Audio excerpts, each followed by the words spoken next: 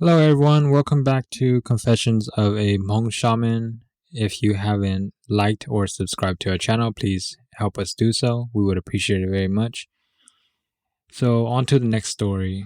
Everyone talks about the good things about being a shaman, but nobody talks about the bad things.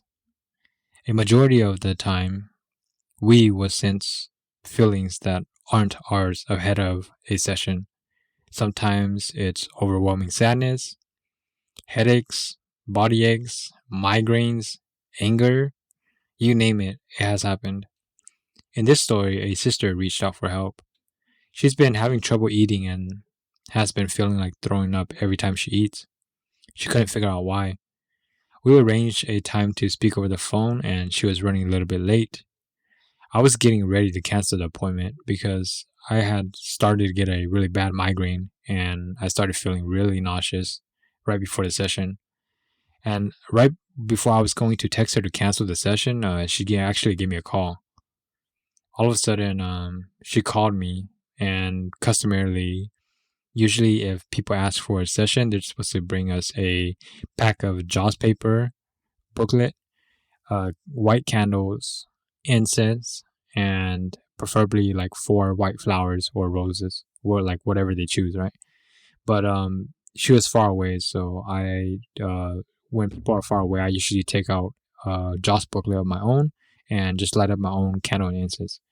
But I laid out 4 Joss booklets paper out on the table, and I had told her to pick a number from 1 through 4. Um, because she didn't bring a Joss booklet, this would count as her Joss booklet. So she then says okay, but then there was just an awkward silence. So I thought she didn't hear my instructions. So I repeated the instructions again and told her that I had 4 Jaws paper booklets and I have it numbered from 1 through 4 and for her to let me know what number she chose. She then goes quiet again and then I ask her if she picked out a number yet. She then answers, yes. I then asked her, what number did you choose then? She then responded and said, did you want me to tell you what number I chose? And I told her, yes, I can't read your mind. So as soon as you tell me the number that you chose, we'll proceed. So choosing a booklet just allows us for clarity. And since she didn't bring a JAWS booklet, my JAWS booklet would count for the one that she's supposed to bring. So as soon as we started, my chest started feeling very heavy and I started having this nauseous feeling that was building up. My guides kept telling me over and over again while I was chanting that she's seen multiple shamans before and she knows that she has shaman guides already. As soon as the chants finished, they reiterated that fact again. So I turned back on the phone and asked the sister. I told her that you've already seen multiple shamans and you know that you already have shaman guides. That's been confirmed already. However, this is not the reason why you called today. You called because you were having trouble eating and would throw up each and every time you're about to eat. She then acknowledges that fact as we proceed forward. I then had my guides investigate further the root of the cause. It had been her shaman guides that was causing the symptoms. They then showed me an image of a classroom setting with kids sitting around, like all around the classroom. I then asked her if she had dreams of being in a classroom often. She then responded and says, not necessarily a classroom, but she did dream of being in a treehouse filled with kids. I then dug a little bit deeper and saw an altar with 2 cups of murky or cloudy water. It felt as if the altar was put up but then taken back down again. I then asked her if she had put up an altar and took it down. She told me that she had never put up an altar before, but her mom is a shaman and she's known multiple shamans before. I then looked at her guides and they were filled with a lot of dirty and bad guides around them. I then asked her for permission to remove the unclean one before I speak with her peer guides.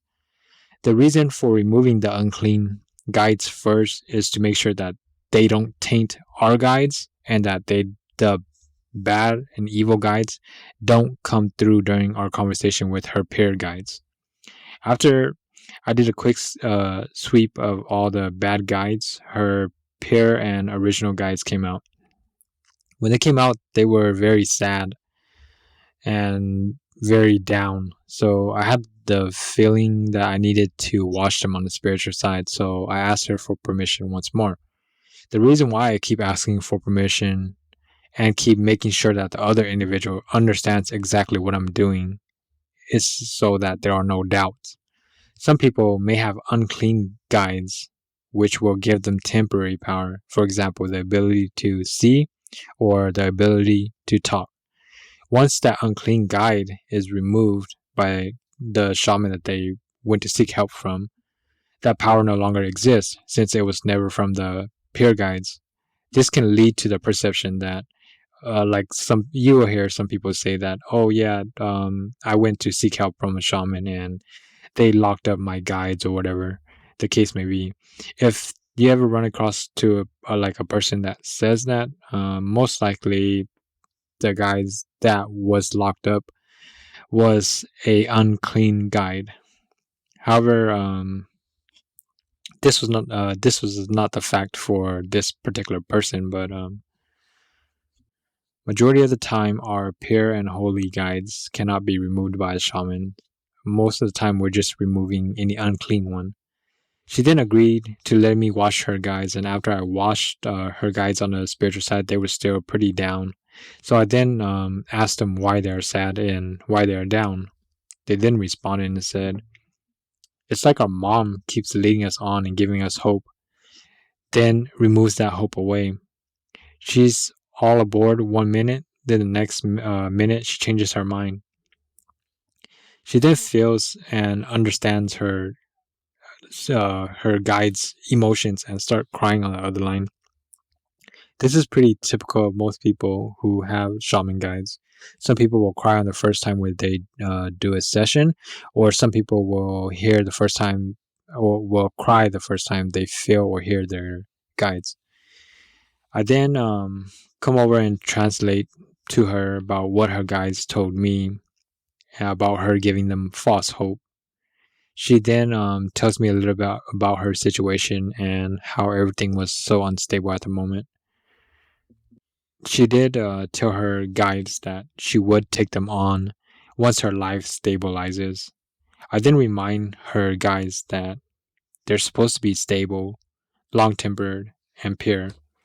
I also reminded them that they have to help their mom in order for her life to be stabilized before she can raise them.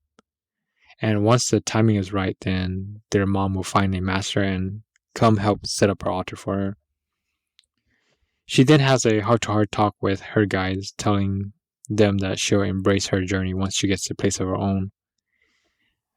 I then reminded her that our shaman guides or our spirit guides, whatever you want to call it, right? But us monk people call it kwaning. They will always know if you're sincere or not.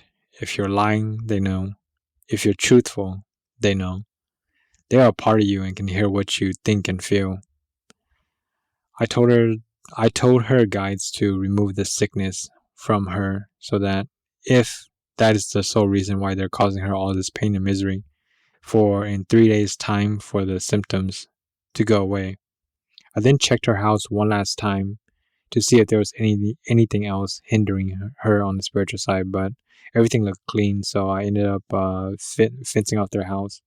As soon as I finished the session, the heaviness from the chest and the nausea feeling went away. My migraines lifted up as we wrapped up the session. As a shaman, symptoms from our clients prior to our sessions sometimes stay for a few days, sometimes it stays for a week. We get those feelings each and every time we're about to do a session, and for the heavier sessions, it tends to stay out for a longer amount of time. Being the shaman isn't all rainbows and sunshines, and there's a lot of dark things that you should be aware about or should know about before committing to the journey. This is going to sum it up for today's story. I want to thank all you guys for tuning in with us. If anybody has any stories that they would like to share, please send us a email. Our email is in the bio below. Thank you so much and have a blessed day.